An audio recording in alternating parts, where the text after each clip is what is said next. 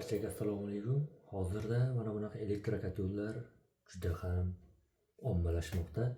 Lekin o'zimizning O'zbekiston qishloq sharoitlarida svet o'chishligi sababli bu narsalarda biroz muammo bo'ladi. Chunki bunga elektr tok kerak. Men hozir buni tok o'chganda ham qanaqa qilib ishlatish haqida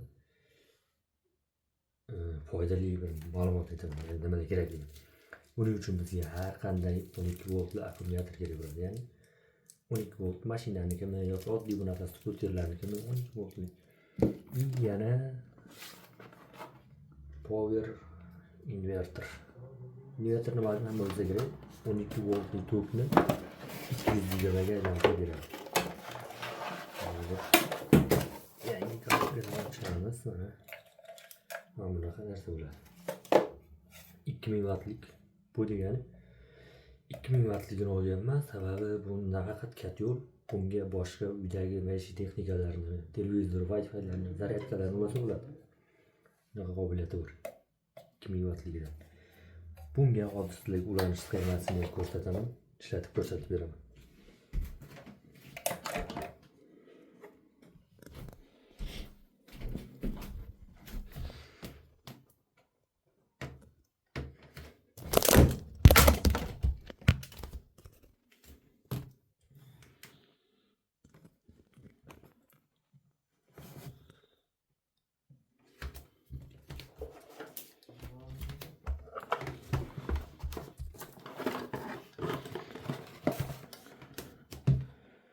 Mana inverter o'zini komplektida bunaqa kabellari bilan chiqadi.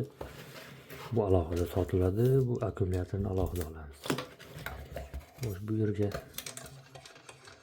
bu tomoniga 12 voltli provodlar ulanadi. Minusga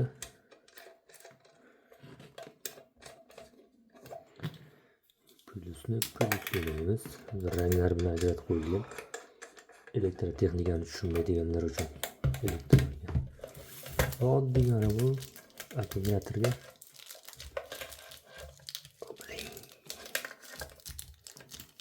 plyus minusini to'g'ri ulaymiz. Bismillah. Cho'g' chiqadi, cho'g'. Ulandi va plyusatini qo'shamiz. Ishga tushdi. O'zining ichida sovutish tizimi bor mana. 2000 wattlik.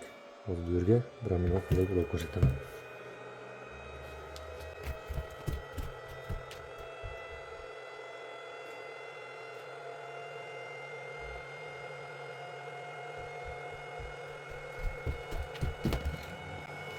Hozir mana buni olib keldim, qaranglar. 220 voltni tekshiramiz. Raqam ko'rinyapti.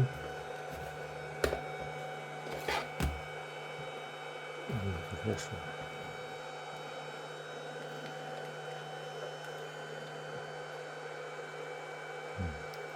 228 230 volt atrofida chiqarib beryapti. Endi mana bu lampochka 220 voltlik ulaymiz.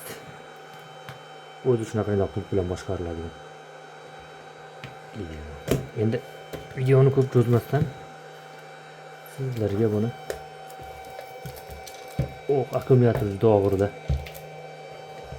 katyolni ishlashini ko'rsataman.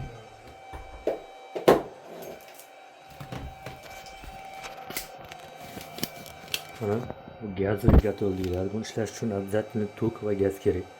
O'chiramiz. Mana bu katyolimizning rozetkasi. Yo'qishga solamiz. Tokdan ajratib bu yoqqa ulaymiz.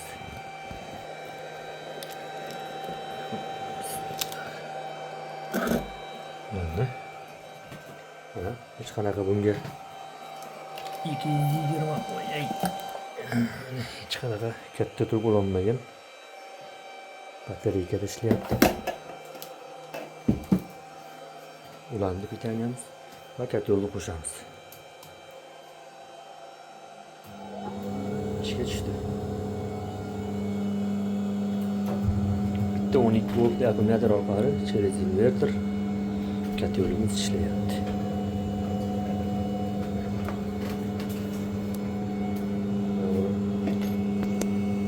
o'chiradigan bo'lsam, kotel o'chdi mana. Qo'shaman. Koteldan qo'shiladi. Mana shunaqa. Bu inverterni xohlagan elektron do'konlardan topish mumkin. Akkumulyatorlardan. Shu tariqa qancha vaqt ishlashini bilmadim. Endi bu batareykani sifatli bog'liq. Batareykani ham kuchda zapasga qilib qo'yish mumkin. Batareykani zaryadlash uchun o'zining zaryadchiklari bor. Shunaqa mana ishlaydi. Svet o'chirib qo'ysa ham qishni kuni u to'xtamasdan qish havosiga kerak bo'ladi bu misol uchun. To'xtamasdan isish uchun.